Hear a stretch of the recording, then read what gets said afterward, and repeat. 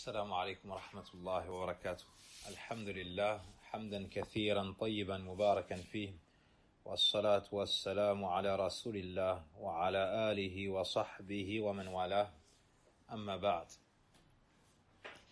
La semaine passée, nous avons entamé l'étude d'un sujet extrêmement important, à savoir Alamul Jinn, le monde des djinns. Et dans ce cours précédent, nous avons vu l'importance de ce sujet, du fait qu'il a été traité dans le Coran et la Sunna. On a vu la définition des djinns et le lien qu'il y a entre les djinns, les shayatines et Iblis. Par la suite, on a vu, ou on a passé en revue on a mentionné plutôt certaines preuves du Coran et de la Sunna de leur existence. Par la suite, leur nourriture, leur boisson. Après cela, le fait qu'ils se reproduisent et ont une descendance. Où est-ce qu'ils vivaient, leur apparence, certaines de leurs actions. Et on a fini sur le fait qu'ils sont créés par Allah tabaraka wa ta'ala et que la sagesse de leur création était la même que la nôtre. Comme Allah le dit dans Surat Al-Dhariyat, وَمَا خَلَقْتُ الْجِنَّ وَالْإِنسَ إِلَّا لِيَعْبُدُونَ. Et je n'ai créé les djinns et les hommes que pour qu'ils m'adorent. Et aujourd'hui, bi'idhnillahi subhanahu wa ta'ala, nous allons poursuivre l'étude de ce sujet, à savoir Alamu al-Jinn, le monde des djinns. Le premier point, c'est Qudratu shayatin. Allah Azza wa Jalla a donné aux shayatin, aux djinns, une capacité qui est plus grande et plus forte que celle des humains en général. Ceci dit, il faut prendre cette question de deux points de vue. Le premier, c'est cette force, cette capacité à se déplacer, pour certains à voler à une vitesse impressionnante. Et d'un autre point de vue, ils sont caractérisés et décrits par la faiblesse. Donc d'un point de vue, on parlera de force, de capacité, et d'un autre, de faiblesse. En mentionnant les textes et l'explication, ça sera plus apparent, incha'Allah ta'ala, plus clair aussi. Dans Surat An-Nisa, Allah tabaraka wa ta'ala nous dit « Inna kayda ash-shaytani kana dha'ifa » Certes, la ruse du diable est faible. Certes, la ruse du diable est faible. Ash-shaytan n'a pas le pouvoir de te donner le bien ou de le retirer, de te toucher du mal et de le retirer, si ce n'est ce qu'Allah subhanahu wa ta'ala permet de manière universelle, si ce n'est ce qu'Allah azza wa jal décrète. Dans Surat Al-Isra, tu trouves Inna ibadi laysa laka alayhim sultan wa kafa bi rabbika wakila. Quant à mes serviteurs, tu n'as aucun pouvoir sur eux et ton Seigneur suffit pour les protéger. Et dans Surat Al-Hijr, on a uni ces deux points de vue, la capacité et la faiblesse. قال الله جل وعلا قال رب بما أغويتني لأزينن لهم في الأرض ولأغوينهم أجمعين إلا عبادك منهم المخلصين. Il dit, ô mon Seigneur, parce que tu m'as induit en erreur, eh bien je leur enjoliverai la vie sur terre et les égarerai tous, à l'exception parmi eux de tes serviteurs élus. Dans ce passage, dans un premier temps, Ash-Shaytan prend l'engagement d'égarer les gens. Et dans un second temps, lui-même reconnaît et lui-même a cette connaissance qu'il n'a pas le pouvoir sur les gens sincères, sur les gens pieux, à l'exception parmi eux de tes serviteurs élus. Ainsi, l'adepte du monothéisme pur, l'adepte de la sunna, celui qui obéit à Allah Azza wa Jalla et son messager sallallahu alayhi wa sallam, Ash-Shaytan n'a pas de pouvoir sur lui. Ash-Shaytan a une emprise infiniment faible sur sa personne. Innahu laysa lahu sultanun ala alladhina amanu wa ala rabbihim yatawakkalun. Et la plus grande arme que tu as face à lui, c'est tawhid. C'est le monothéisme, c'est la sincérité. Comme Allah Azza wa Jalla nous le dit, il n'a aucun pouvoir sur ceux qui ont la foi et ceux qui, en leur Seigneur, exclusivement, placent leur confiance. Ainsi, celui qui accepte son prêche, celui qui accepte ses insufflations, se sera livré de plein gré à Shaytan et deviendra faible face à lui. Allah subhanahu wa ta'ala nous dit Inna ibadi laysa laka alayhim sultan illa man ittaba'aka min al-ghawin. Dans Souratul Hijr, sur mes serviteurs tu n'auras aucune autorité, excepté sur celui qui te suivra parmi les dévoyés. On comprend clairement ici que l'emprise du shaitan est le fruit de la soumission du serviteur lui-même. L'emprise du shaitan est due au fait que le serviteur réponde à son appel. Dans le cas contraire, le shaitan est faible. Dans le cas contraire, le shaitan n'a pas d'emprise sur le croyant. Dans Souratul Nahl, Innama sultanuhu ala alladhina yatawallawnahu walladhina hum bihi mushrikun. Il n'a de pouvoir que sur ceux qui le prennent pour allié et qui deviennent associateurs à cause de lui. Tous ces versets s'expliquent les uns les autres. Tous ces versets viennent s'expliquer les uns les autres. Il a de pouvoir sur qui? Sur ceux qui le prennent pour allié en lui obéissant. Sur ceux qui sont dans le shirk, dans le polythéisme, sur ceux qui sont ses alliés. Quant à ces gens-là, le shaitan a une emprise incommensurable sur eux. À un point tel qu'Allah Azza wa Jal nous dit dans Sourate Maryam, Alam tara anna arsalna shayatina ala al-kafirina ta'uzzuhum azza. N'as-tu pas vu que nous avons envoyé sur les kafirines des diables qui les excitent furieusement? Des diables qui les excitent furieusement. C'est-à-dire qu'ils les poussent, ils les tirent vers la désobéissance. Ils les tirent, ils les poussent vers la désobéissance. Et l'emprise du diable sur les associateurs réside dans le fait qu'ils lui ont obéi, dans la désobéissance d'Allah Azza wa Jal, comme l'a mentionné l'imam Ibn Jarir al-Tabari dans son tafsir, rahimahullah.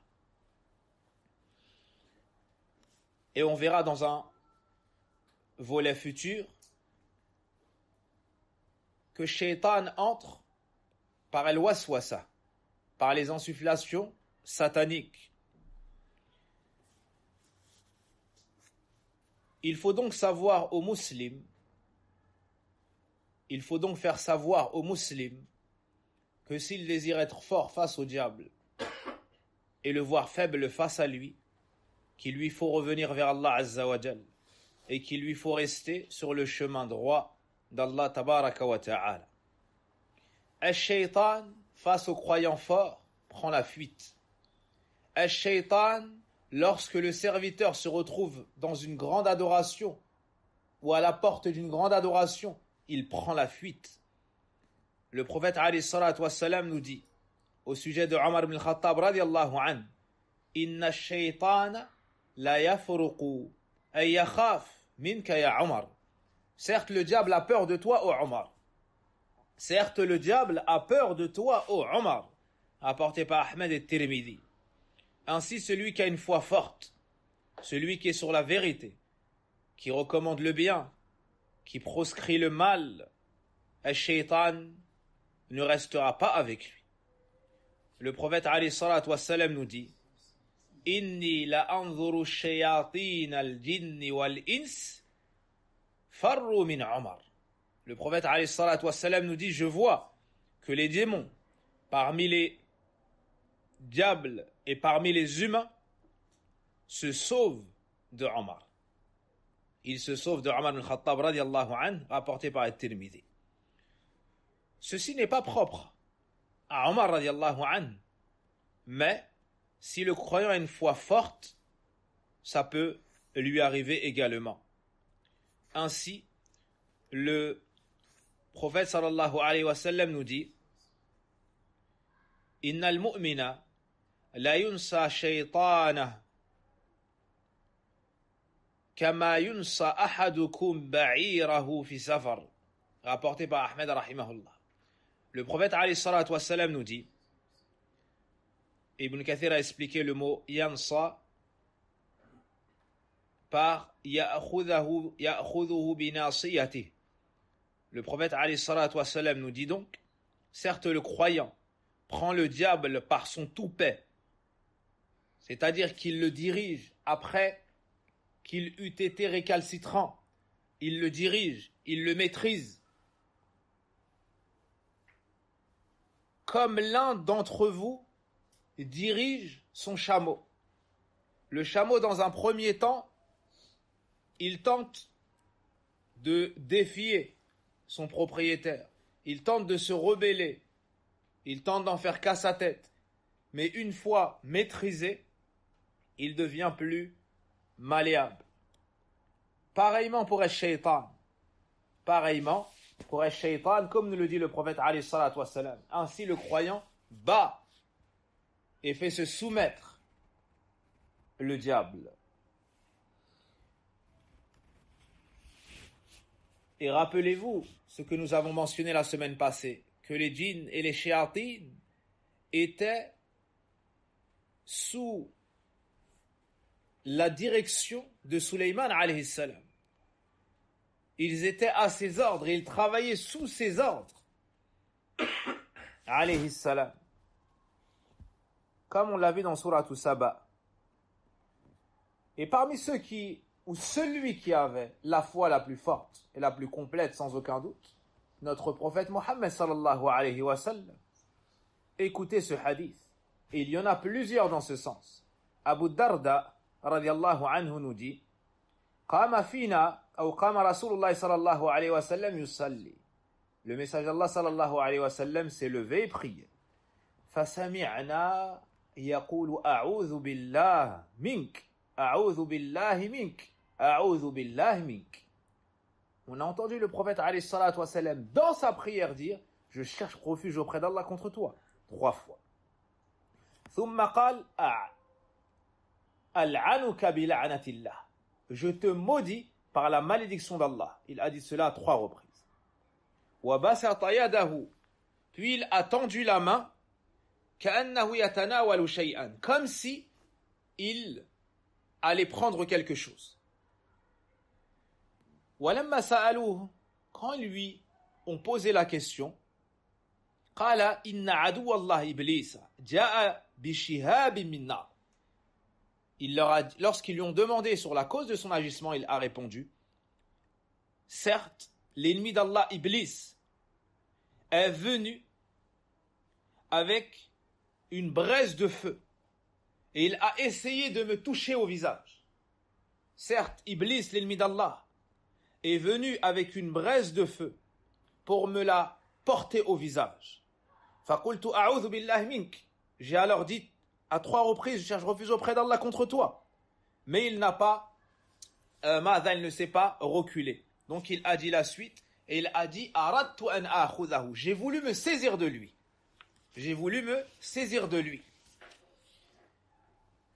Wallahi, lawla da'watu akhina Sulayman. Et n'eût été l'invocation de notre frère Sulayman, c'est-à-dire du prophète Sulayman alayhi salam, la asbaha mawthuqan يَلْعَبُ بِهِ وِلْدَانُ أَهْلِ الْمَدِينَةِ. Et n'eût été l'invocation de notre frère, c'est-à-dire du frère des prophètes Sulayman alayhi salam, vous serez arrivé au matin, ou bien il aurait été enchaîné sur un pilier et les enfants de Médine auraient joué avec lui. Yani, subhanallah, la différence entre celui qui a la foi forte lorsqu'il parle des djinns, lorsqu'il voit, il est éprouvé par le djinn, et celui qui est faible dans son tawhid. Le prophète, alayhi salatu wassalam, qu'est-ce qu'il a fait? Il a cherché refuge auprès d'Allah azza wa jal, puis il s'est défendu et c'est lui qui a été en position de force. Et il dit, n'eût été l'invocation de Sulayman alayhi salam, du prophète Sulayman alayhi salam, les enfants de Médine auraient joué avec lui. Yani, c'est un peuple sur le tawhid. C'est pas un peuple où tu viens, tu lui fais peur du djinn et ce genre de choses et il va égorger pour autre qu'Allah à cause du djinn et il est faible à cause du djinn. Non. Ils étaient forts par Allah azza wa jal. Ils cherchaient refuge auprès d'Allah et Allah azza wa jal les préservait. Ça, c'est un hadith. Dans ce sens-là, il y en a plusieurs encore. Dans ce sens-là, il y en a plusieurs encore. L'imam Muslim rapporte. Abu Hurayrata radiyallahu anhu nous dit, le messager d'Allah sallallahu alayhi wa sallam dit, Inna ifritan min al-jinn. Un djinn parmi les ifrit. On a vu la semaine passée que les ifrit parmi les djinns, c'est ceux qui sont dotés d'une force extrême et qui sont immenses. Ja'ala yatfulu alayya al-bariha liyaqta alayya as-salah. Et il poustillonnait en ma direction hier soir afin de me couper dans ma prière. Wa inna Allah amkanani min. Et Allah azza wa jal m'a donné le dessus sur lui. Allah azza wa jal m'a donné le dessus sur lui. Et il nous dit, donc il l'a maîtrisé, وَلَقَدْ فَلَقَدْ هَمَمْتُ أَنْ أَرْبُطَهُ إِلَى جَانِبِ سَارِيَةٍ مِنْ سَوَارِ الْمَسْجِدِ. Et j'ai fortement pensé l'attacher à un pilier de la mosquée. حَتَّى تُصْبِحُوا تَنْظُرُونَ إِلَيْهِ أَجْمَعُونَ. Afin que vous arriviez au matin et que l'ensemble de vous, yani que vous puissiez tous le voir. Afin que vous puissiez tous le voir. Puis il a récité la parole du prophète Sulayman alayhi salam, son invocation, Rabbi ghfirli wa habli mulkan la yanbaghi li ahadin min ba'di. Ô mon Seigneur, pardonne-moi et fais-moi don d'une royauté qui n'appartiendra à personne, qui ne conviendra à personne d'avoir après moi. Faraddahu Allahu khasi'an. Allah azza wa jal a repoussé ce ifrit du prophète alayhi salatu wassalam, perdant. En résumé, le musulman qui souhaite être ou voir Shaitan affaibli face à lui, qu'il renforce sa foi. Qu'il renforce sa foi et concrétise le tawhid et la taqwa, la piété. Et de nous, on ne redoute qu'une seule chose en réalité, c'est al-dhunub, c'est nos péchés. De nous, on ne redoute qu'une seule chose en réalité, ce sont nos péchés. Le croyant, de par sa croyance, il est dans une forteresse. Il est intouchable. Il est sacré. Il est immensifié. Il est dans une forteresse. Et l'image des péchés, par rapport à cette forteresse, c'est à l'image de la porte d'entrée. Tant qu'il s'en prémunit, elle reste fermée. Dès lors qu'il les commet, cette porte s'ouvre et l'ennemi peut entrer de toutes parts. Et l'ennemi peut entrer et se répandre de toutes parts. Donc on ne craint que nos propres péchés. Al-Shaytan, on a vu qu'il pouvait prendre l'apparence de certaines personnes, de certains animaux. Mais il ne peut pas prendre la réelle apparence du prophète alayhi salatu wassalam. Comme a dit le prophète alayhi salatu wassalam dans le recueil de l'imam Tirmidhi et autres, Man ra'ani fa inni anahu. Le prophète alayhi salatu wassalam dit, celui qui me voit en songe, je serai réellement celui qu'il aura vu. Fa innahu laysa li shaytan an yatamathala bi. Car certes le diable, il ne lui appartient pas de prendre mon apparence. Donc, celui qui rêve du prophète alayhi salatu wassalam, en connaissant sa description à travers les hadiths, Naam. Si réellement c'est le prophète alayhi salatu wassalam, alors que c'est sûr que c'est pas le shaitan. Et on ne dira pas qu'à partir du moment où tu penses avoir rêvé du prophète alayhi salatu wassalam, c'est sûr que c'est lui. Non. Certains, dès qu'on leur dit c'est le prophète sallallahu alayhi wa sallam dans leur rêve, ils disent j'ai vu le prophète alayhi salatu wassalam, j'ai vu le prophète alayhi sallam. Peut-être que c'est pas le prophète alayhi salatu wassalam. Dans ce cas-là, shaitan peut prendre son apparence.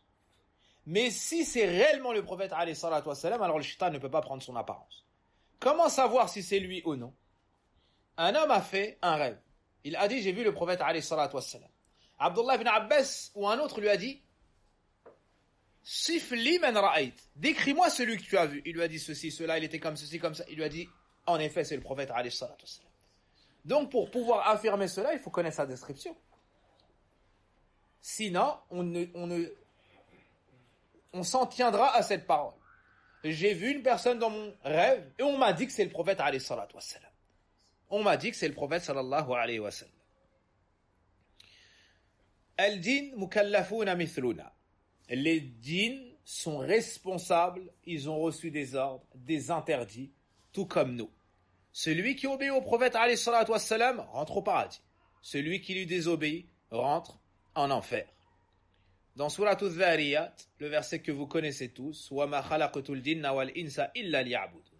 Et je n'ai créé les djinns et les hommes que pour qu'ils m'adorent. Tout comme nous avons été créés pour adorer Allah seul d'un culte sincère, les djinns l'ont également été. Les djinns ont reçu le message du prophète Mohammed sallallahu alayhi wa sallam. Et les savants ont divergé. Est-ce que les djinns ont reçu des messagers de leur espèce ou non? Certains savants ont dit oui. D'autres ont dit c'est impossible. D'autres ont dit nous n'avons pas de texte clair pour trancher. Ce sur quoi il n'y a aucun doute, c'est que le prophète Mohammed sallallahu alayhi wa sallam, lui, son message, il est pour l'ensemble de ce qu'on appelle al-thaqalayn, les deux charges, les humains et les djinns. Les humains et les djinns. Sur ça, il n'y a aucun doute. Un deuxième point sur lequel il n'y a aucun doute, c'est que les djinns ont eu connaissance des messages ou de certains messages passés. Parce que dans Suratul Ahqaf, ils ont dit Min ba'di Moussa, un prophète qui a été envoyé après Moussa. Donc il connaissait Moussa alayhi salam et de son message.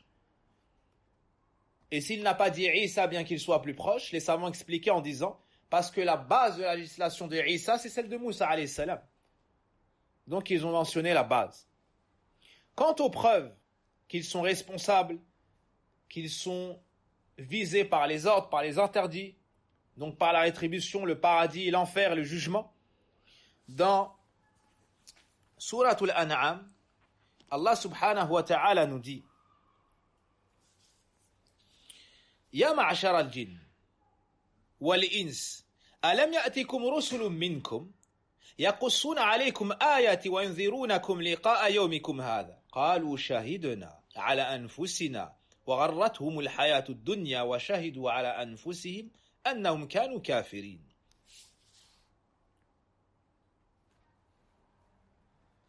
Allah subhanahu wa ta'ala nous dit dans le Coran ô vous les djinns, ô vous les humains, les messagers ne vous sont-ils pas venus, ne vous ont-ils pas et réciter mes versets, ne vous ont-ils pas averti de ma rencontre de ce jour, yani le jour de la résurrection?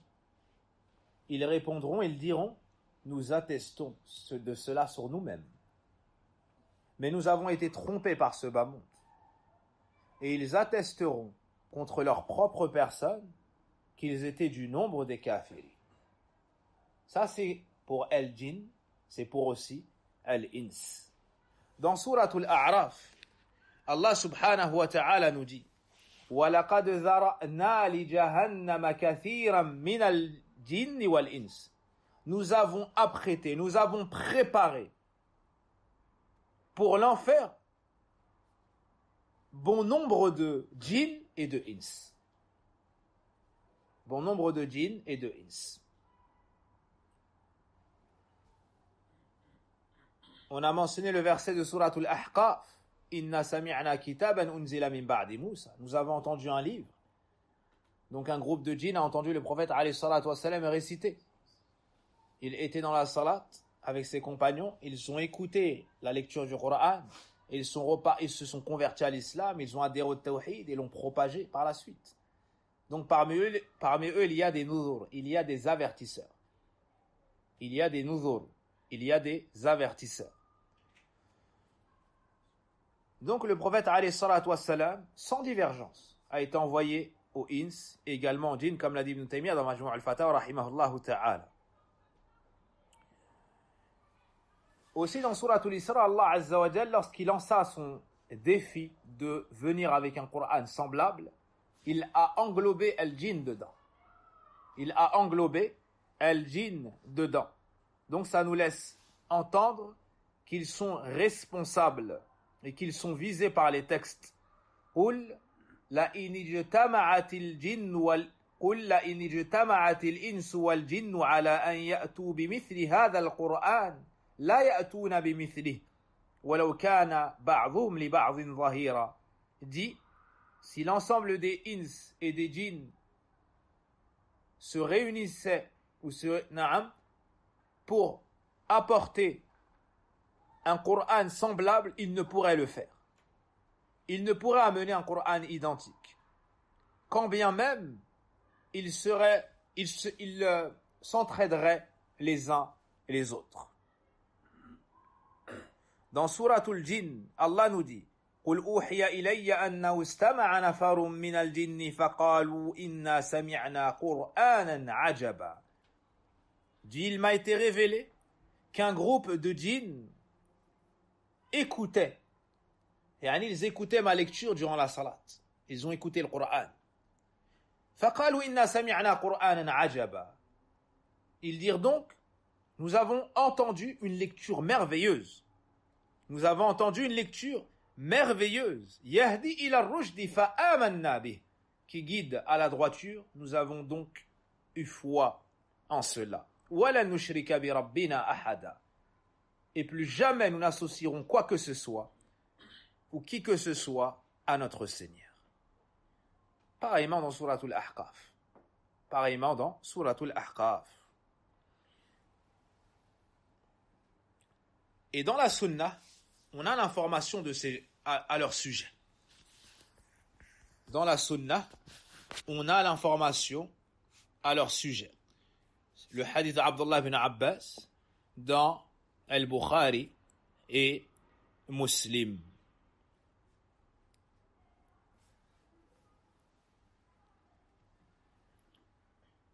Ils sont donc venus cette fois-ci. Ils ont embrassé l'islam. Ils se sont répandus sur la terre, ont appelé à l'islam. Ils sont venus par la suite, de temps à autre, des délégations de djinns venaient voir le prophète alayhi salatu wassalam, et il leur donnait du temps pour les instruire dans les règles de la religion. Et il invoquait en leur faveur, et il les orientait dans le halal et le haram. Il les a informés de la licéité de la viande ou des os sur lesquels le fils de Adam aura mentionné Allah Azza wa Jal. Et il les a informés de la licéité pour leurs bêtes et de leurs montures que eux avaient pour nourriture les crottins des bêtes, des bestiaux, des humains. Le prophète alayhi salatu wassalam les a informés de tout cela. On a même dans le hadith qu'ils ont montré au prophète alayhi salatu wassalam leurs traces et les traces de leur feu. Comme on aurait dit pour nous les humains, leur campement. Leur campement. Je ne dis pas cela pour les djinns parce que je n'ai pas entendu les savants le dire, mais pour nous, ce qui est décrit, c'est ce qu'on aura appelé notre campement. Dans le recueil de l'imam Muslim rahimahullah ta'ala, selon Abdullah ibn Mas'ud, le prophète alayhi salatu wassalam nous dit innahu atani da'i al-jinn. Le prophète alayhi salatu wassalam me dit nous dit que un émissaire des djinns lui est venu. فأتيتهم, je me suis donc rendu auprès d'eux. فقرأت عليهم, et je leur ai lu. En général, je leur ai lu, c'est le Coran. Et parmi ceux que leur a récité, subhanallah, le prophète alayhi salatu wassalam, Suratul Rahman. Le prophète alayhi salatu wassalam leur a récité entièrement Suratul Rahman. Naam. Et la surah au sujet duquel les savants disent, celui qui veut voir le paradis comme s'il y était, qu'il lit Suratul Rahman. Et leur réponse fut des plus magnifiques, fut des plus sensationnelles. À chaque fois que le prophète alayhi salatu wassalam disait, en lisant le Coran, فَبِأَيِّ آلَاءِ رَبِّكُمَا تُكَذِّبَانِ. Quel bienfait donc de votre Seigneur allez-vous démentir? Quel bienfait de votre Seigneur allez-vous donc démentir? À chaque fois que le prophète alayhi salatu wassalam passait par ce verset, et ô combien il se répète dans Surat al-Rahman, il répondait, La shay min ni'amika rabbana nukadhib. Il disait, rien parmi tes bienfaits on ne démentira, ô notre Seigneur.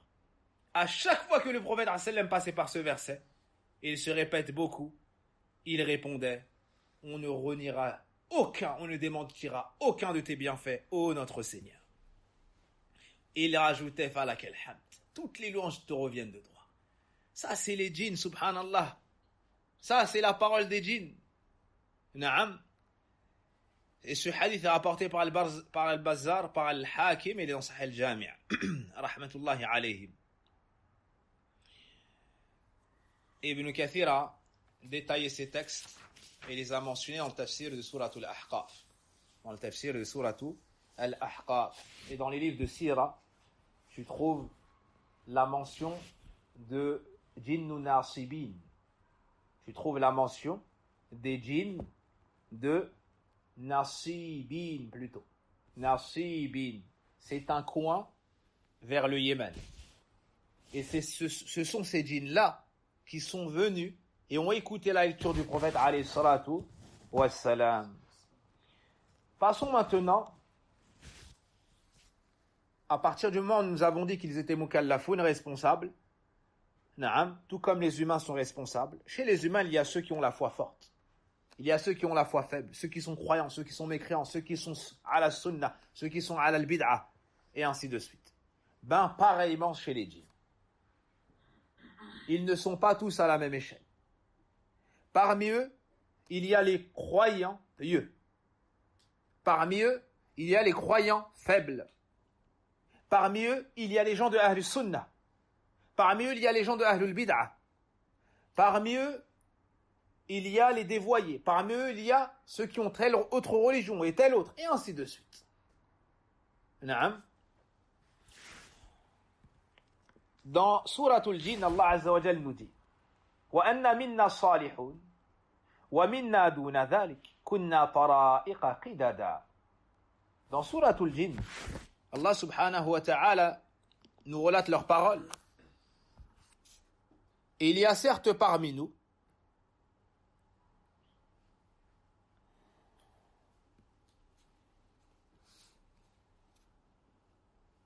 les pieux, et parmi nous ceux qui ont un niveau moindre. Ceux qui ont un niveau moindre.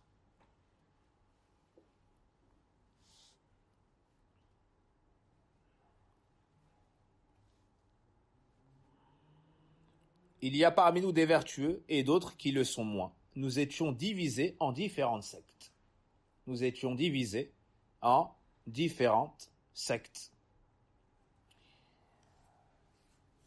Dans Suratul Jinn, toujours, وَأَنَّ مِنَّا الْمُسْلِمُونَ وَمِنَّا الْقَاسِطُونَ فَمَنْ أَسْلَمَ فَأُولَئِكَ تَحَرَّوْا رَشَدًا وَأَمَّا الْقَاسِطُونَ فَكَانُوا لِجَهَنَّمَ حَطَبًا. Et il y a parmi nous les musulmans, et il y en a les injustes,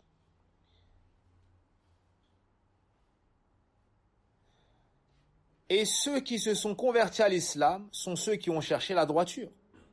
Et quant aux injustes, ils formeront le combustible de l'enfer. Et la plupart des shayatin, la plupart des djinns, ne sont pas sur l'islam, ne sont pas sur la droiture. Naam. Et c'est valable pour les humains. Pour 1000 personnes, combien entreront au paradis? 1 pour 1000. 1 pour 1000. Et c'est encore un des textes qui montre que la majorité n'est pas gage de vérité. N'est pas gage de vérité. Passons maintenant à un grand chapitre, dont l'importance, dont sa connaissance est capitale et primordiale pour le croyant.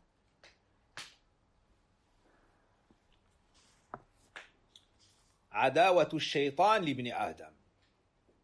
L'inimitié, la grande haine que porte le diable au fils de Adam.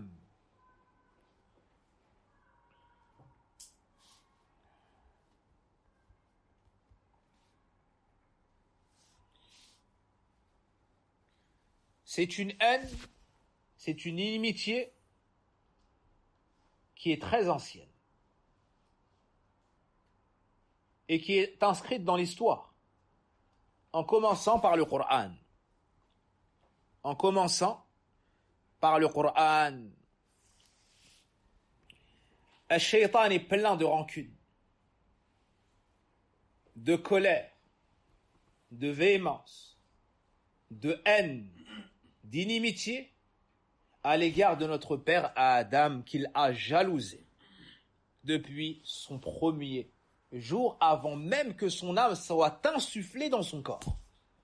Avant même que son âme soit insufflée dans son corps. La première histoire qu'on trouve dans Sourate Al-Baqarah est celle-ci. Et la dernière mention qui est faite dans le Coran l'est également. C'est également celle-ci. C'est un avertissement contre ton ennemi déclaré, Ash-Shaytan.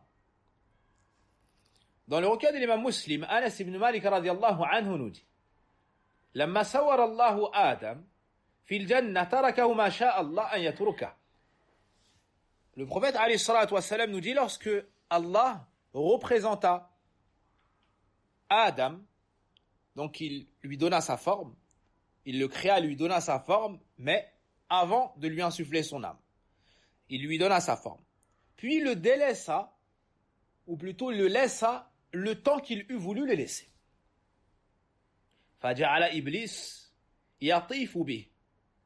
Iblis est venu et a commencé à lui tourner autour. Il a commencé à lui tourner autour, يَنْظُرُ مَاهُ, et regardait ce que c'était.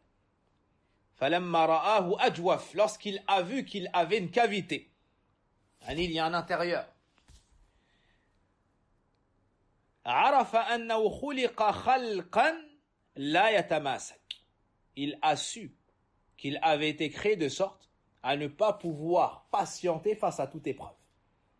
Naam, il n'allait pas pouvoir avoir la retenue parfaite. وَلَمَّا نُفِخَ فِيهِ الرُّوحُ, lorsque son âme fut insufflée, أَمَرَ اللَّهُ الْمَلَائِكَةَ بِالسُّجُودِ لِآدَمَ. Le hadith s'est arrêté. Donc lorsque Allah Azza wa Jal lui a donné son âme, lui a créé son âme, et qu'elle lui fut insufflée, il ordonna aux anges, comme vous le savez tous, de se prosterner devant lui. Il y avait avec les anges Iblis. Les anges se sont tous prosternés, sauf Iblis, qui a refusé et s'est gonflé d'orgueil. Ô Iblis, ya Iblis, ma malaka an tasjuda lima khalaqtu bi yaday. Ô Iblis, qu'est-ce qui t'a empêché de te prosterner devant ce que j'ai créé de mes mains? Qala ana khayrun min. Moi, je suis meilleur que lui. Khalaqtani min nar, tu m'as créé de feu. Wa khalaqtahu min tin, lui tu l'as créé de terre. C'est la première fois dans l'univers d'Allah Azza wa Jalla et son royaume qu'il y a eu le péché, qu'il y a eu ces 3 péchés, ou ces 4 péchés. Le premier, la désobéissance d'Allah tabaraka wa ta'ala. La désobéissance d'Allah tabaraka wa ta'ala. Le deuxième, al-hasad, la jalousie. Le troisième, al-takabbur, l'orgueil. le fait de se voir au-dessus de l'autre. Et enfin, et ça rentre dans cela, c'est l'unsuriya, le racisme. Le fait de se voir mieux suite à ta matière, à ta couleur, et ainsi de suite. Ces points-là, tous ceux qui les ont sont les héritiers de Iblis. Sont les héritiers de Iblis. Et c'est la première fois aussi qu'il y a eu al-qiyas al-fasid, comme a dit Cheikh Mohammed al-Amin al-Shinqiti rahimahullah ta'ala. Une analogie fausse. Iblis a pensé que le feu était meilleur que la terre. Or le feu, ça détruit. Le feu, ça ne construit pas. Le feu, c'est le désordre. La terre, c'est la sérénité, la tranquillité. De la terre, tu construis, et ainsi de suite. Iblis a demandé à Allah Azza wa Jal de par sa puissance. Donc Iblis reconnaissait les attributs d'Allah Azza wa Jal. Fa'uffil lil jahmiyya.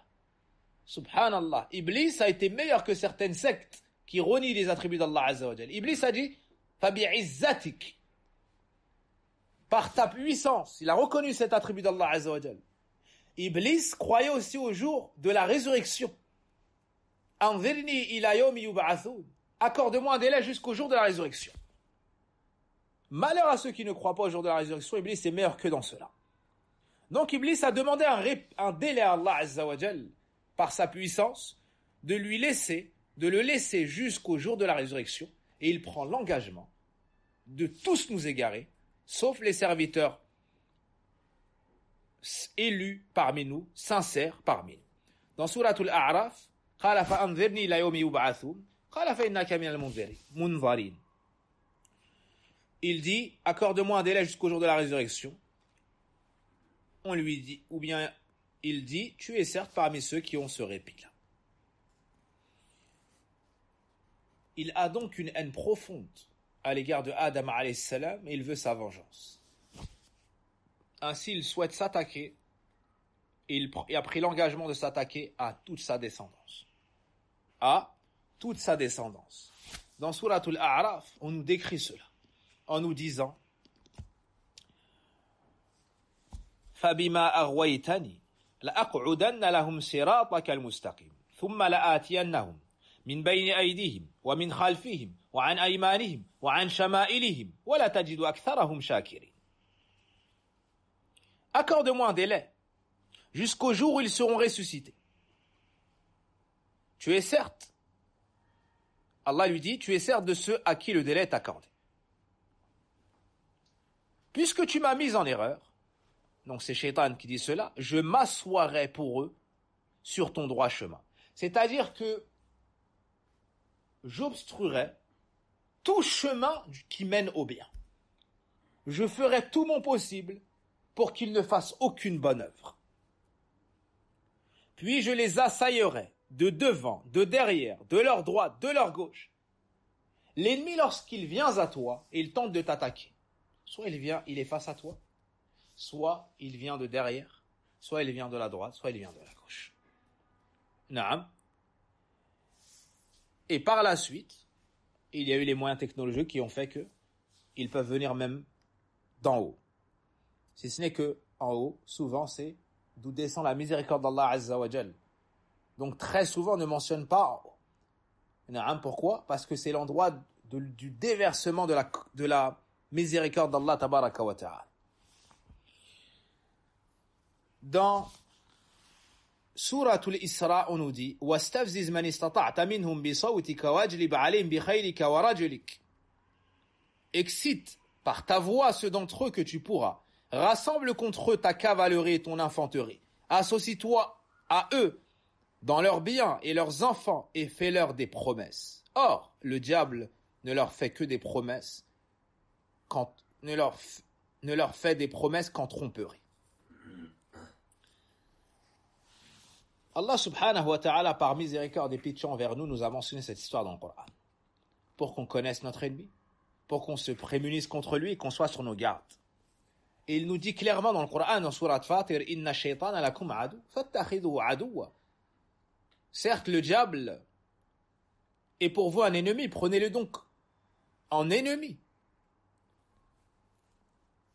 إنما يدعو حزبه ليكون من أصحاب السعير ليكونوا من أصحاب السعير. Il ne fait qu'appeler ses partisans pour qu'ils soient des gens de la fournaise. Dans Sourate Al-Isra, cette jalousie débordante. أرأيتك هذا الذي كرمت علي. Il dit encore, vois-tu celui que tu as honoré au-dessus de moi? Ça, c'est la jalousie. L'envieux, le jaloux, son ancêtre, c'est Iblis. Al-Shaytan al-La'in. لئن أخرتني إلى يوم القيامة لأحتنكن ذريته إلا قليلا. Si tu me donnais du répit jusqu'au jour de la résurrection, j'éprouverai certes sa descendance, excepté un petit nombre parmi eux. Cela nous amène à cette question. Quel est le but ultime du diable? Quel est son but suprême? Quel est son espoir par-dessus tout autre? C'est qu'on soit tous avec lui en enfer. Tout ce qu'il fait en dehors de ça, c'est pour arriver à ce résultat-là. Tout ce qu'il fait en dehors de ça, c'est-à-dire qu'il souhaite nous faire tomber dans le shirk, dans la bid'a, dans tel ou tel péché, délaisser telle bonne action, prier, se dire non, je suis dans l'ostentation, non, j'étudie pas parce que je suis pas sincère, non, je mets pas le hijab parce que je suis pas sincère. Toutes ces ambiguïtés, toutes ces insufflations, toutes ces actions, il y a un seul but ultime, c'est qu'on soit avec lui en enfer. Innama yad'u hizbahu liyakunu min ashabis sa'ir. Il ne fait qu'appeler ses partisans afin qu'ils soient du nombre des gens de la fournaise. Et Iblis a un stratagème élaboré, étudié. Et il a établi son plan, son stratagème, et il l'élabore en passant d'un volet à un autre. Et il ne passe à l'autre que lorsqu'il échoue dans le précédent. Son premier volet, c'est le volet du shirk et du kufr. Sa première volonté est qu'on sorte de l'islam. Et si on n'y est pas, qu'on n'y entre pas. Ibn al-Qayyim a cité ces volets-là. Si malgré tout la personne est musulmane et reste dans l'islam, il passe au deuxième volet. Sa deuxième carte, c'est quoi? C'est l'innovation. Parce que l'innovation est plus aimée au diable que les péchés. Car des péchés, on regrette. Des péchés, on s'en repent. Mais de l'innovation, on pense être dans le bien. On combat celui qui nous conseille. On le voit comme un ennemi. On le voit comme un ennemi. Le pécheur, il sait qu'il est mauvais. L'innovateur, il ne le sait pas. Le pécheur, ses péchés sont rattachés à la passion. L'innovateur, ses péchés sont attachés à l'ambiguïté. Le pécheur, son défaut, c'est dans l'action. L'innovateur, son défaut, c'est dans la connaissance. Le pécheur, il se fait du mal qu'à lui. L'innovateur, il détruit la communauté. Pour ces raisons et d'autres mentionnées par les savants, l'innovation est bien plus grave. L'innovation est bien plus grave. Le pécheur, il fait un crime contre sa propre personne. L'innovateur fait un crime contre la sunna du prophète alayhi salatu wassalam.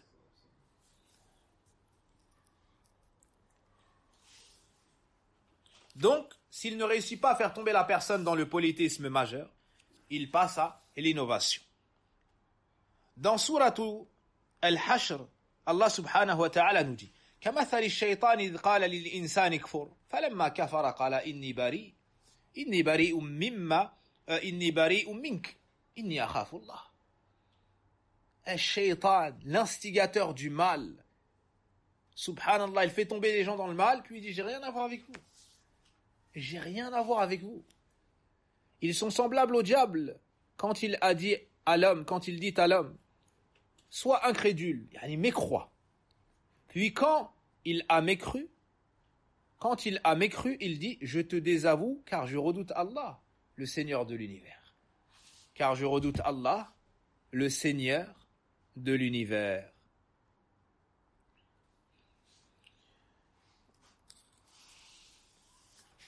On a d'autres textes dans ce sens. Dans le recueil de l'imam Muslim, rahimahullah ta'ala, Iyad nous dit, radiyallahu an, khataba an-nabi sallallahu alayhi wa sallam dhata yawm. Un jour, le prophète sallallahu alayhi wa sallam a fait une khutbah. Plus loin, il nous dit qu'Allah dit, Inni khalaqtu ibadi hunafa kullahum. J'ai créé mes serviteurs sur la saine nature, sur le tawhid, tous. Fajtalathum ash-shayatin an dinihim. Et les diables, les démons, les ont égarés de leur religion. Wa amarhum an yushriku bi. Et ils leur ont ordonné de me donner des associés. Malam unzil bihi sultana. Ce dans quoi je n'avais révélé aucun argument, ou aucune science, ou aucun pouvoir. Donc, parmi la fitna du shaitan, le fait de faire tomber les gens dans le shirk, dans le kufr. S'il n'y réussit pas, il passe au deuxième volet, à l'innovation. S'il n'y réussit pas, il fait tomber. S'il ne réussit pas, il fait tomber les gens dans quoi? Dans les grands péchés. S'il ne réussit pas, il fait tomber les gens dans quoi? Dans les petits péchés. Et lorsqu'il n'arrive pas à faire tomber un tel à tel moment dans le petit péché, alors il fait tomber dans la distraction, dans l'insouciance. Puis s'il fait l'adoration, il ne le laisse pas. Il ne le laisse pas. Subhanallah. Il vient pour qu'il ait la récompense la plus basse. Le prophète alayhi salatu wassalam dit, l'un d'entre vous rentre en prière, il ne sort de sa prière qu'avec la récompense. Sa moitié, son tiers, son quart, son cinquième, son sixième, son septième, son huitième, son neuvième. D'autres sortent avec rien. C'est-à-dire, il est dans la salade, Shaitan lui le dérange dans sa salade, il perd de la salade. Il perd, jusqu'à presque ne rien avoir ou rien avoir. Une des grandes armes du Shaitan, c'est tafriqatu bayna al-muslimin. C'est le fait de diviser entre les musulmans. C'est le fait de semer la zizanie entre les croyants. L'imam al-Bukhari rahimahullah rapporte, Inna shaytana aysa ya'budahu al-musalluna fi jazirati al-arab. Certes, le diable a désespéré d'être adoré par l'ensemble des prieurs de la péninsule arabique. Lakin fi at-tahrish baynahum. Mais il usera de zizanie entre eux. Il sème la division, la haine et ainsi de suite. Et tu trouves cela dans Suratul Ma'idah, verset 91. إنما يريد الشيطان أن يوقع بينكم العداوة والبغضاء في الخمر والميسر ويصدكم عن ذكر الله وعن الصلاة فهل أنتم منتهون. Dans Suratul Baqarah, إنما يأمركم بالسوء والفحشاء. Il vous ordonne le mal et les turpitudes. وأن تقولوا على الله ما لا تعلمون. Et de dire sur Allah ce que vous ne savez pas. Parmi les stratagèmes du diable, il essaie d'obstruer face à nous tout chemin du bien, toute bonne œuvre. Le prophète alayhi salatu wassalam nous dit, Inna shaytana qa'ada libni Adam bi atruqih. Certes, le diable s'est posé sur le chemin du fils de Adam. Tout chemin qu'il empruntera vers le bien, le shaytan sera face à lui. Quel est ce chemin-là? C'est l'islam, c'est le Coran, c'est Sunna, c'est la voie du prophète sallallahu alayhi wa sallam. Dans la suite du hadith, on nous dit, s'il veut entrer en islam, le shaitan lui vient et lui dit, quoi? Tu vas laisser la voie de tes ancêtres? Tu vas laisser la voie de tes pères? Tu vas laisser la voie de tes ancêtres? Et ceux qu'ils adoraient, tu vas l'abandonner? Vous comprenez? Si il désobéit au shaitan et il rentre en islam, ensuite il lui vient par la porte de la jira. Quoi? Tu vas faire l'égir? Tu vas laisser ta terre et ton ciel. Hein? Tu vas laisser ta terre et ton ciel. Ceux qui pensent à la hijra, qui sont déterminés à la hijra. Une des dernières choses qui leur vient dans le cœur. Ah, j'ai peur que ça me manque trop. J'ai peur mes habitudes. Mais est-ce que c'est exactement ce que dit ici le prophète alayhi salatu wassalam? Maintenant que tu sais que c'est mina shaitan, dis a'udhu billahi mina shaitan ar-rajim. Dis a'udhu billahi mina shaitan ar-rajim. Naam. Et tu trouves cela dans le Coran, dans Suratul A'raf, le verset 16. قال فبما غويتني لأقعدن لهم صراطك المستقيم. Prenez un exemple, la salat. Cette grande œuvre, cette adoration qui est la plus aimée chez Allah subhanahu wa ta'ala. Al-Shaytan fait tout pour que tu ne la fasses pas déjà. Hein? Lorsque tu veux faire la salat et tu veux commencer la salat, ou lorsque tu conseilles ton frère de sang, ton ami, tes parents ou tes enfants, ou ah moi je suis sale, ah moi j'ai fait des péchés, ah moi, mais subhanallah, c'est pour ça qu'on va prier, parce qu'on est rempli de péchés, c'est pour ça qu'on prie, subhanallah. S'il y avait que celui qui est propre qui se lave, qui se laverait? Naam. Il prend son enfant de force et il le jette dans la baignoire et il le frotte. Et il le savonne, il le shampoing, il lui met du shampoing. Et l'enfant, il se débat, il veut continuer à jouer. L'enfant, il va ressortir, il va se salir. N'est-ce pas? La femme, elle nettoie son sol, elle fait sa vaisselle, elle range sa maison. 2 minutes après, elle crie, elle dit, je viens juste de nettoyer, tu fais ça et tu fais ça. Sahih là. Hein? Toute personne mariée le sait. Toute personne mariée le sait. Naam. Et les meilleurs d'entre nous, même ceux qui aident, ceux qui font, ils le savent. Naam. C'est une torture pour la femme maniaque. Mais tant qu'il y aura de la vie et de la santé, ça sera comme ça. L'enfant qui bouge, alhamdulillah, c'est-à-dire qu'il a la santé. L'enfant qui court, qui tombe, qui se relève, qui se fait mal, qui salit, ça veut dire alhamdulillah, il est en bonne santé. Naam. Ça, c'est une faïda de Ammi Abdel Qadir. Naam. Un papa du masjid, masha'Allah. Un des vétérans du masjid, sauf al-awwal hafid. Waffaqahullah wa hafidhah. Qui m'a donné cette leçon. Hein? La barakah avec les grands. Et un des sens, c'est ça, c'est l'expérience. Il te dit, l'enfant, il relativise pour que tu patientes sur les enfants. Il te dit, l'enfant qui ne bouge pas, c'est un enfant qui est malade. L'enfant qui bouge, l'enfant qui fait des bêtises, c'est qu'il a la santé. Remercie Allah Azza wa Jal. Naam. Barakallahu fi. Le shaitan va tout faire pour que tu aies cette ambiguïté. Quelle était cette ambiguïté? Je suis sale. Tant que je ne serai pas propre, je ne commencerai pas la prière. Dans un autre langage, je suis souillé par la désobéissance d'Allah Azza wa Jal. Une fois repenti, une fois corrigé et droit sur la religion d'Allah, à ce moment-là, je prierai. Tu ne seras pas droit tant que tu ne prieras pas. Tu ne seras pas propre tant que tu ne prieras pas.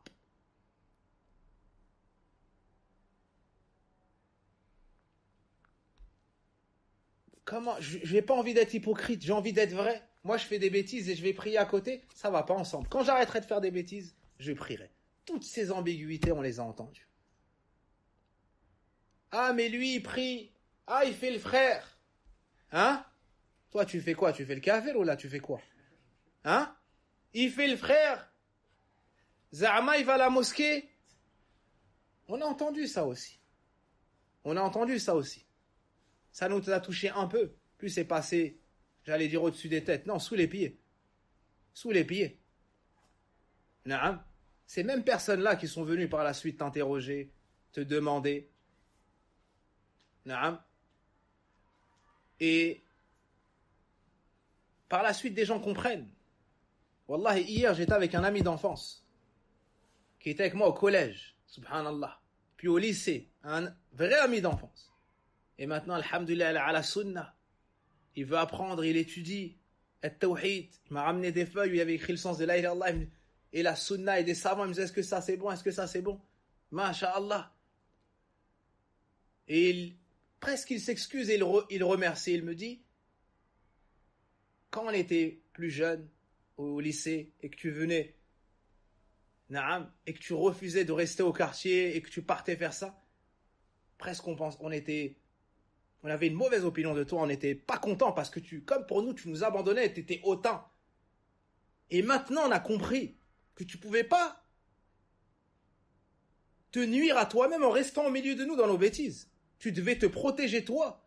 Et lui me dit maintenant, moi je fais ça avec un tel et avec un tel. Et lorsque je passe, je dis la bonne parole, et je pars. Combien d'années après? Ça, c'est une discussion qui a eu lieu peut-être l'année du baccalauréat. On avait, je pense, 18 ans. Il me semble que j'en ai 36. C'était à 18 ans, cette discussion. Et hier, il me la mentionne. Alors que je l'avais oublié. Il vient, Shaitan vient, il veut pas que tu fasses salat. Il va même te faire voir. Et ça, c'est un chapitre qu'on étudiera, Inch'Allah Ta'ala, dans le Waswasa at-Tazyin. Et at-Tathbit. Et un troisième qui ne me revient pas. Il va te faire voir celui qui prie comme la personne qui est mauvaise. Subhanallah. Qui est hautaine, qui est orgueilleuse, qui se prend pour et qui se prend pour. Et celui qui reste dans le haram à côté de toi, le fidèle ami, le fidèle ami, celui qui sera toujours là pour toi, celui qui. Une histoire d'argent qui dépasse même pas 5 chiffres, un a tué l'autre. Quel ami fidèle? Une histoire de femme, un a tué l'autre. Quel ami fidèle? Par contre, celui qui fait salat, lui c'est l'ami fidèle. Wallah, après ton dernier souffle, il est encore là et t'es plus là, toi. T'es plus là, t'es mort. Lui, il est là, il te lave. T'es plus là, il est là, il te lave. Il te met dans le vêtement. Il s'occupe de tes enfants. Il dépense pour ton épouse veuve. Il te met dans ta tombe. Il fait dua pour toi, il fait des sadaqat, il fait du khair pour toi, t'es plus là. Ça, c'est un ami fidèle. C'est pas ceux qui est dans le haram avec toi, ton ami fidèle. Vous savez ce qu'ils font, ceux qui s'appellent les amis fidèles? Vous voulez que je vous dise comment est-ce qu'ils célèbrent le décès de l'un d'entre eux? Ils vont acheter de l'alcool. Et ils versent de l'alcool par terre et disent, c'est en l'honneur de un tel. Garde ton honneur, garde ton équipe. A'udhu billah, ils sont même après la mort, ils restent dans le haram. Alors que d'autres, après la mort, lorsqu'il y a la mort d'un proche, ils se rappellent, ils se souviennent, ils se repentent, ils reviennent à Allah Azza wa Jal. Tout ça pour vous dire quoi? Que le shaitan fait tout pour que tu ne pries pas. Et parlons de cette salat-là. Il y a un shaitan qui s'appelle Khinzab. Le prophète alayhi salatu wassalam nous en parle dans Sahih Muslim. Ce shaitan vient dans ta salat. Et il te dérange jusqu'à ce que tu ne saches plus combien tu as prié. Le prophète sallam nous a appris à dire A'udhu billahi minash shaitanir rajim, à positionner à 3 reprises à notre gauche avec un minimum de souffle et de salive. Le shaitan te vient dans ta salat et te dire Uzkur kada, uzkur kada, uzkur kada, mimma kunta ma tazkuru qabl. Le shaitan vient dans ta salat et te dit rappelle-toi ça, rappelle-toi ça, rappelle-toi ça, des choses auxquelles tu pensais pas du tout avant ta salat. Et au final, il ne sait plus combien il a pris. Rapporté par le Bukhari et Muslim. Ça, c'est l'inimitié, c'est la haine la plus vaste qui existe. Ou la plus vaste qui soit à notre égard. C'est celle du shaitan. Et tu peux comprendre ça de plusieurs points de vue. Retenez-les. Premièrement, adawatuhu mustamirra. Son inimitié, sa haine, elle est continue. Jour et nuit. Que tu sois résident, voyageur, un homme ou une femme, grand, petit, dans le ventre de la mer ou en dehors. En pleine possession de tes moyens de la santé ou en train d'agoniser. Son inimitié, sa haine, ses attaques, elles sont continues. Des fois, tu as un ennemi. Et aujourd'hui, il est vivant, demain, il est mort. Tastarih min, tu te reposes de lui. Des fois, tu as un ennemi. Aujourd'hui, il est fort, demain, il est faible. Tastarih minhu, tu te reposes de lui. Aujourd'hui, il a beaucoup de monde autour de lui. Demain, il n'a plus personne. Tu te reposes de lui. Aujourd'hui, c'est ton ennemi. Demain, c'est ton ami. Tu te reposes de lui. Et j'en passe. L'inimitié du shaitan, il n'y a pas tout ça. Il était avant nous tous et il sera après nous tous. Pourquoi?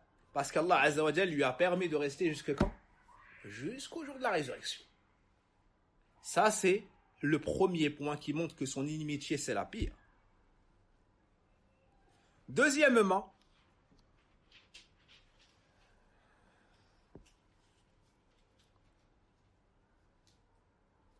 c'est un ennemi que tu ne vois pas. Et un ennemi que tu ne peux voir, mais que lui te voit, c'est un ennemi dangereux. Ça, oh là là. Un ennemi que toi, tu ne peux voir, alors que lui te voit, il t'a étudié depuis ton plus ancien ancêtre, Adam alayhi salam. Il était là au moment où Adam était là sans âme. Et il est encore là et il sera là. Et il meurt, comme les créatures meurent. Troisième point, il coule dans tes veines. Il court dans tes veines plutôt. Il court dans tes veines. Il a accès à ton cœur. Il a accès à ton corps. Il peut avoir accès à ton âme. Il peut te nuire sur ton corps. Dans tes membres. Dans ton cœur. Un ennemi qui peut s'attaquer à tout cela, c'est un ennemi redoutable. C'est un ennemi redoutable. Un autre point, le hadith qu'on a mentionné tout à l'heure, il se pose sur tout chemin du bien et tente de nous mettre en déroute.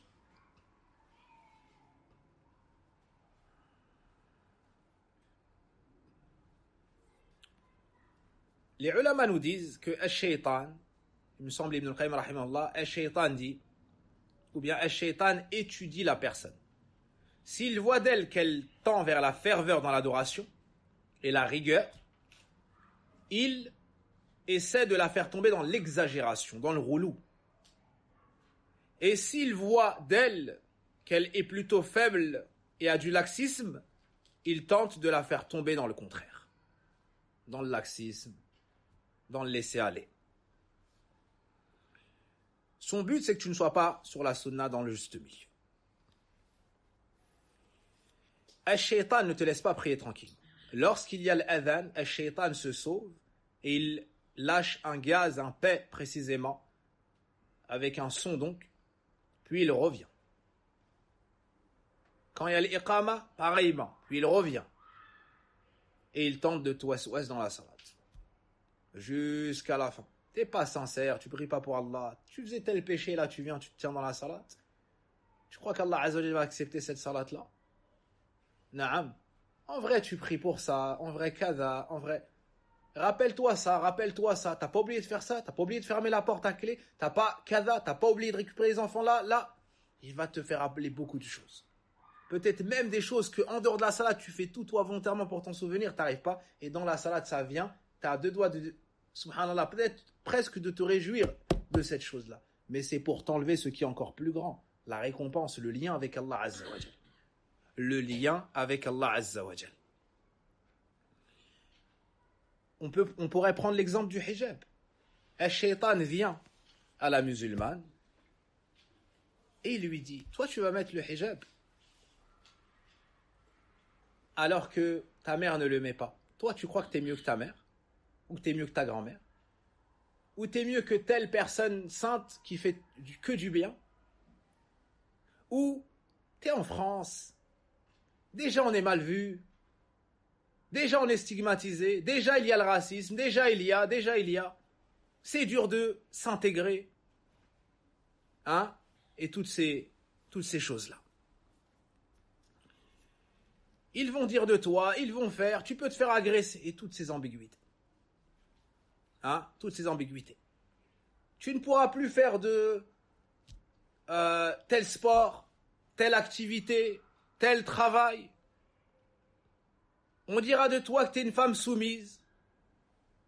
On dira de toi que tu es une femme arriérée. Et ainsi de suite. T'es pas sincère, tu le portes pour ton mari, tu veux le mettre pour ton mari, tu veux le mettre pour te marier. Toutes ces ambiguïtés, shaitan, les amène. La femme à qui Allah veut le bien, elle jette tout cela contre le mur. Elle dit, A'udhu billahi minash shaitanir rajim. Moi, je vais me voiler par obéissance pour mon Seigneur, tabaraka wa ta'ala. Je vais me voiler par obéissance pour mon Seigneur, subhanahu wa ta'ala. Si je me marie, alhamdulillah. Si je ne me marie pas, alhamdulillah, ala kulli hal. Je vais me voiler, je serai un exemple pour les femmes de la communauté du prophète Mohammed sallallahu alayhi wa sallam. Je vais me voiler, j'espère, les plus hauts degrés du paradis, chez Allah tabaraka wa ta'ala. Je vais me voiler sans me soucier aucunement de ce que diront ceux qui prétendent combattre pour ma liberté. Or, ils veulent m'enchaîner et que je m'habille comme eux me l'auront ordonné. Quelle est donc cette liberté où vous interdisez à la femme de porter ce qu'elle veut et que vous lui ordonnez de porter ce que vous voulez, puis vous lui donnez le nom de liberté? Quel stratagème fallacieux! La femme musulmane est intelligente. La femme musulmane est cultivée. La femme musulmane est forte et digne. Elle ne saurait se laisser abuser. Naam, par ses stratagèmes, par ses faux amis. Wallahu al-musta'an. Revenons à la nuisance du diable. On a parlé de sa haine, on a parlé de son inimitié. De cela découle la nuisance qu'il porte, qu'il fait, l'atteinte qu'il porte au fils de Adam. Si on veut résumer, on pourrait dire qu'il y a 3 points. Le premier, c'est le waswasa. Ce sont les insufflations sataniques. D'accord? Et dans le waswasa, il y a 3 volets qu'on étudiera au prochain cours, incha'Allah ta'ala. Le deuxième, c'est la nuisance corporelle, la nuisance familiale, la nuisance économique dans tes biens. C'est-à-dire ta personne et tout ce qui t'entoure. Femme, enfant, argent, terre, il te nuit dans tes biens. Ta nourriture, toi, ta famille, tes biens. Ça, c'est le deuxième volet. Et le troisième, c'est de nous monter les uns contre les autres. C'est de nous monter les uns contre les autres.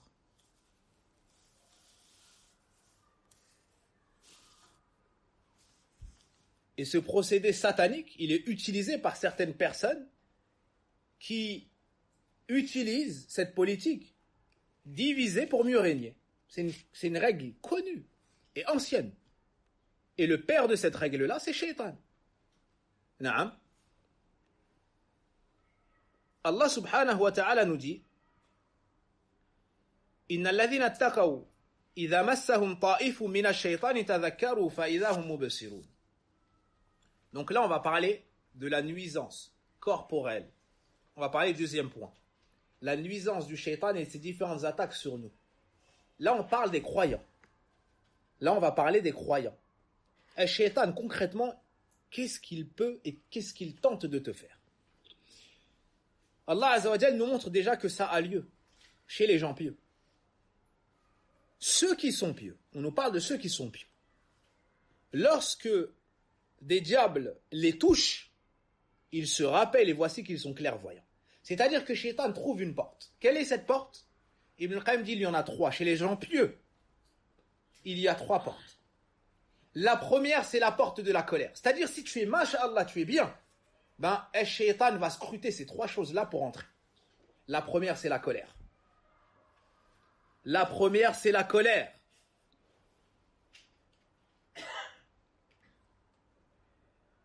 Certaines personnes sont bonnes, sont pieuses, dans salat, mais subhanallah, dès qu'elles s'énervent, elles insultent. Dès qu'elles s'énervent, elles sont comme hystériques. Elles perdent la tête, la raison. La raison. Elles cassent, elles insultent, elles gigotent. Naam. Elles oublient, Donc, la première porte, c'est la colère. La première brèche, appelons cela ainsi. La deuxième, c'est shahwa. C'est la passion et le désir. Lorsqu'il voit la passion et le désir, il rentre par cette brèche.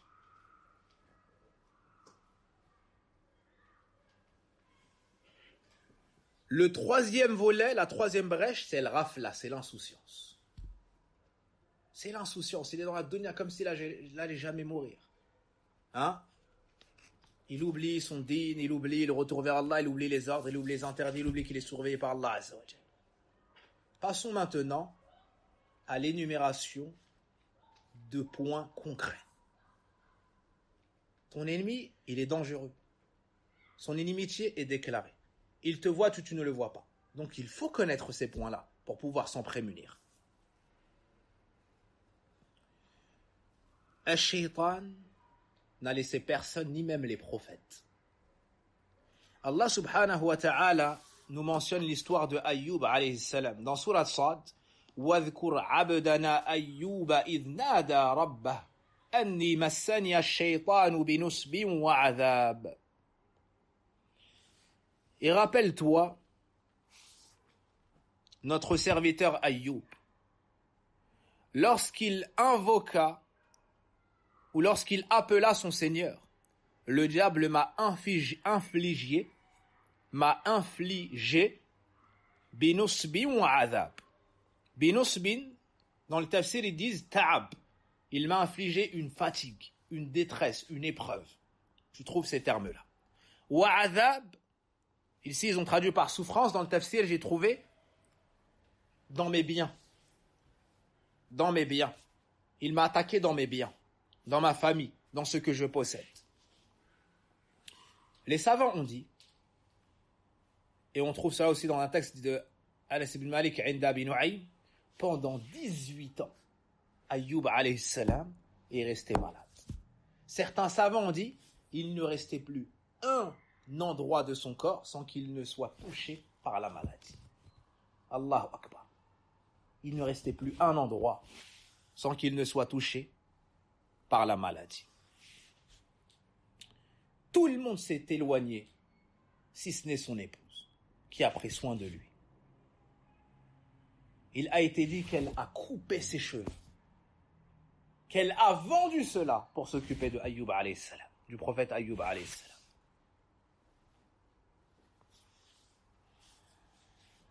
Donc le shaitan n'a pas laissé Ayyub alayhi salam.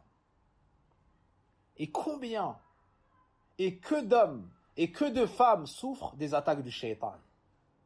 Ce qui ressemble à des crises d'épilepsie sont des attaques du shaitan.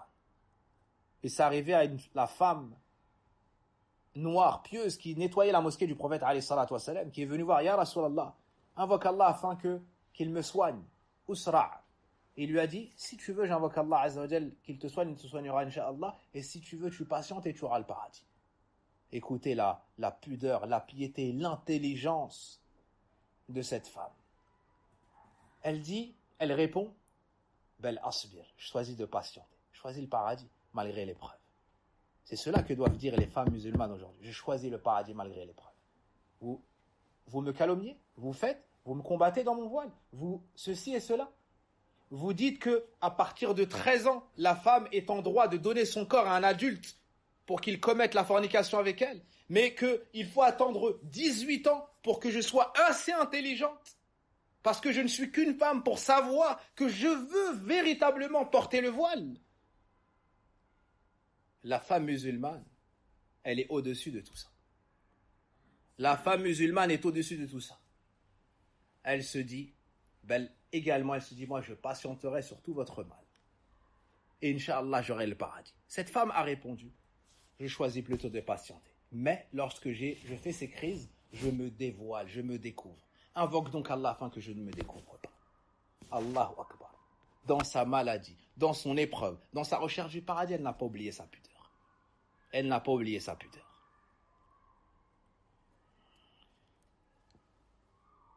Donc, un shaitan t'attaque dans ton corps, t'attaque dans tes biens. On a vu qu'il a essayé d'attaquer le prophète alayhi salatu wassalam avec une braise de feu dans la prière pour le toucher au visage. Un troisième exemple, lorsque la femme a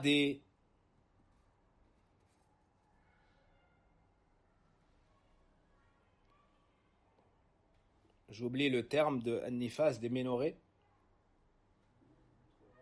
des métroragies, je voulais dire, naam. Lorsque la femme a des métroragies, c'est-à-dire des écoulements de sang anormaux, en dehors de sa période menstruelle. C'est Ash-Shaytan qui l'attaque et tape sur une veine. Et tape sur une veine. Hein?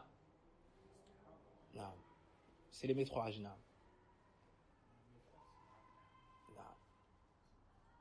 Al-Mustahadha, c'est pas Al-Nufasa. Non. Al-Mustahadha, celle qui a des métroragies. Contrairement à Nufasa, celle qui a le sang lors de l'année qui précède l'accouchement et qui le suit. Et elle, cette femme-là, va penser que c'est quoi? Que c'est des menstrues, donc elle va délaisser la salat. Ça, voici un stratagème du shaitan encore. Hamna bint Jahsh. Hamna bint Jahsh, radiallahu anha, nous dit Kuntu astahid. J'avais des métroragies. Haydatan kathiratan shadida. Et l'écoulement était intense et était dur. فأتيت النبي صلى الله عليه وسلم أستفتي. La femme musulmane, lorsqu'elle ne sait pas, elle revient aux gens de science, elle pose la question à sa religion, et sa pudeur ne l'empêche pas de poser les questions. Elle lui a dit, elle a dit au prophète sallallahu alayhi wa sallam, ma situation est celle-ci et celle-ci. Il lui a dit, innama hiya rakdhatun min ash-shaytan. Il lui a dit, hiya rakdhatun min ash-shaytan, ay darbatun min ash-shaytan. C'est un coup que le diable donne sur la veine. Fatahayyadhi sittata ayyama ou sab'a. Évalue tes menstrues et prends dans le mois 6 ou 7 jours. Puis lave-toi jusqu'à la fin du hadith rapporté par Abu Daoud. Le quatrième exemple, as-sariqa, le vol. Ash-shaytan te nuit en te volant dans tes biens.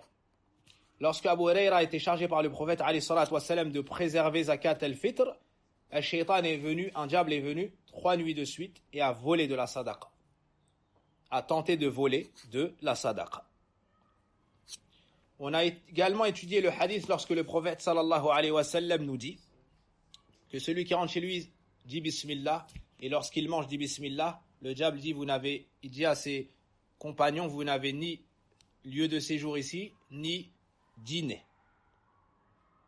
Donc le shaitan tente de prendre de ta nourriture qui ne lui est pas halal.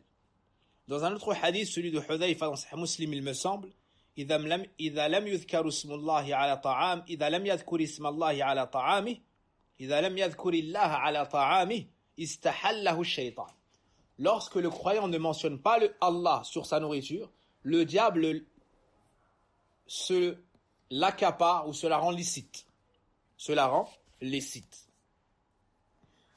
Un autre exemple, et c'est un des points les plus complexe, périlleux et nocif. C'est l'ishq. C'est lorsque le djinn ou la djinniya était prise de l'humain, de sexe opposé donc. La djinniya va être éprise du fils de Adam et le djinn va être épris de la fille de Adam. L'ishq, c'est l'amour passionnel. C'est l'amour très intense, comprenant le fort désir, la forte attirance et le fort amour. Naam. Lorsque le djinn a ça pour l'humain, il va tenter de se l'accaparer. Il va vouloir être collé à lui. Et lorsque ce dernier va vouloir œuvrer, lorsque ce dernier va vouloir vaquer à ses occupations, il va le déranger. Il va le déranger. Il lui viendra même dans son rêve pour tenter d'abuser de lui. Et ça peut s'aggraver au point que ce soit même durant la journée éveillé. Si ce dernier ne combat pas ce djinn, si ce dernier ne se préserve pas, ne se prémunit pas contre ce djinn, peut y avoir de très mauvaises conséquences.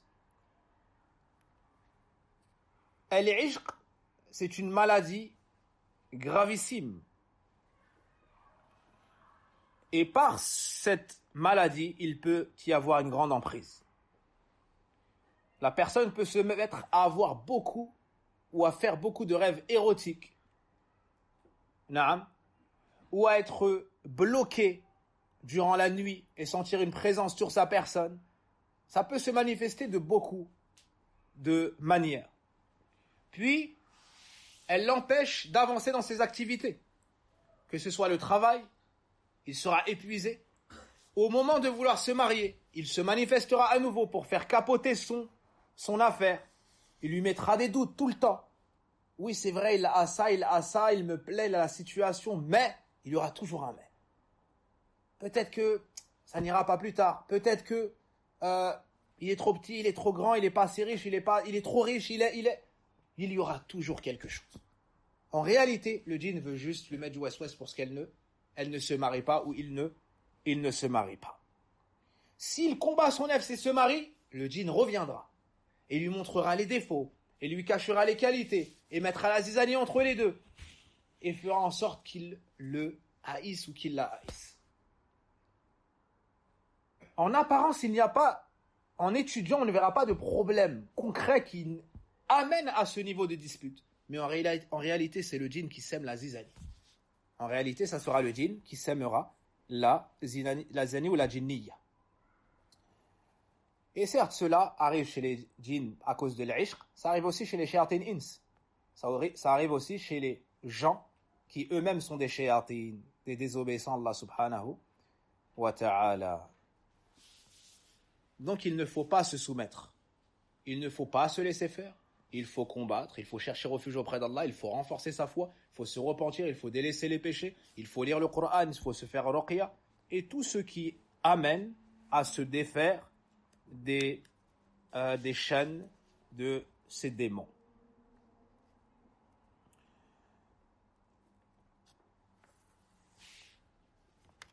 Al-Shaytan jure par la puissance d'Allah que tant que notre âme sera dans notre corps, il tentera de nous égarer. Et Allah Azza wa Jal lui répond, par sa puissance et sa munificence, que tant qu'on lui demandera pardon, il nous pardonnera. Voici la longévité de cette inimitié. Tant que ton âme est dans ton corps. C'est-à-dire, tant qu'il y a vie, le shaitan sera contre toi.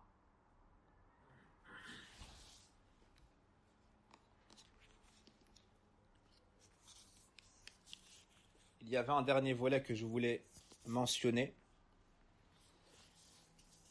qui était l'inimitié du diable durant le sommeil du fils de Adam. L'inimitié du diable durant le sommeil du fils de Adam. Mais de peur que ce soit trop long, laissons ce volet pour la semaine prochaine, Inch'Allah ta'ala, en espérant d'Allah tabaraka wa ta'ala qu'il nous accorde aide et assistance et qu'il nous garde en vie. Allahumma ballighna shahr Ramadan wa sallallahu wa barik ala nabina Muhammadin wa ala alihi wa sahbihi ajma'in. On a entendu durant cette conférence la haine profonde que nous porte et nous témoigne le diable. Ce diable que tu ne vois pas, ce diable que tu ne peux combattre à vue d'œil. Ton seul remède, ton seul échappatoire, c'est de revenir vers Allah subhanahu wa ta'ala qui voit tout, vers Allah subhanahu wa ta'ala qui entend tout, vers Allah subhanahu wa ta'ala qui, lorsqu'il veut une chose, quelle qu'elle soit, il dit soit et elle est. Invoque Allah azza wa jal, abandonne ton affaire à Allah tabaraka wa ta'ala, et jamais tu ne seras déçu de ce que ton Seigneur aura décrété pour toi. Subhanak Allahumma wa bihamdik, ashhadu an la ilaha illa ant, astaghfiruka wa atubu ilayk.